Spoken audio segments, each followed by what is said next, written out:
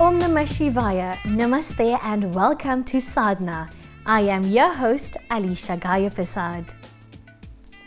In today's lineup and in continuation of our COVID mini-series, we focus on the work of the Arya Samaj of South Africa during the COVID-19 pandemic locally on ground. Also on the show, we catch up with the latest and innovative ways on how to enhance your spiritual offerings with the Divine Life Society. Look at powerful breathing techniques with Dr. Ansuya Mudli and close off with a melodious youth music video in honor of Lord Ram. Today, the Arya Samaj of South Africa, almost 9 decades since its formation, remains a mature and flourishing organization which continues to offer direction and leadership to the community at large. COVID-19, especially in the full lockdown phase, had uprooted the lives of many South Africans.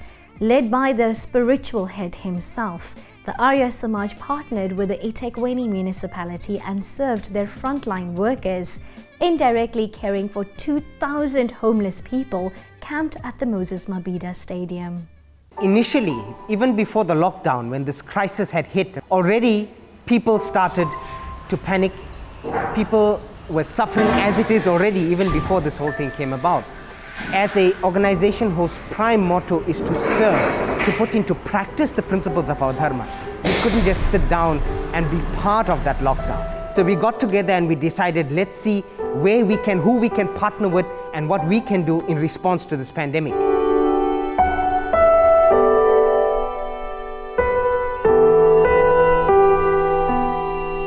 Some of our members got into contact with the Dennis Herley Centre.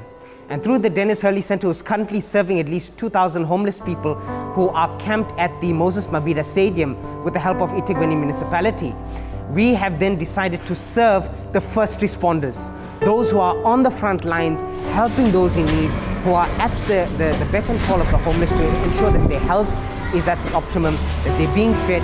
So we started cooking and serving the first responders at the Moses Mabhida Stadium.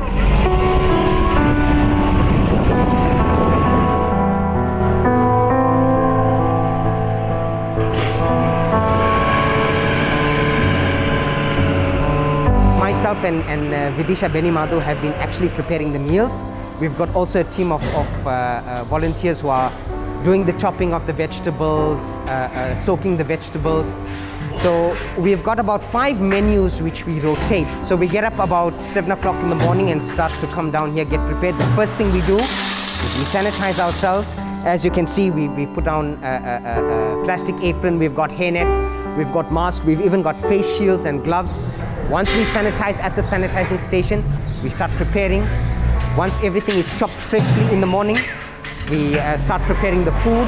Whilst cooking here at Clarewood for the first responders, we noticed people walking up and down, people looking for food, literally looking in dustbins for something to eat. And we said, no, we had to open this up to the community to the best of our ability, to our capacity. Also take into consideration that you couldn't have large numbers and you can't have a large team of volunteers.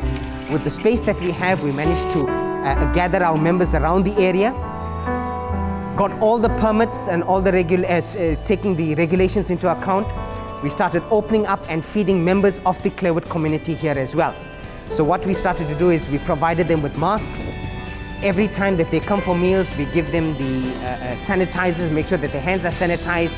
They come one by one. There's social distancing. They stand 1 meter apart, 1.5 meters apart. And each and every day, the numbers have been increasing. We've lost our humanity. But in a strange way, what has COVID-19 done? It has taken us back to our roots. It has taken us back to our families.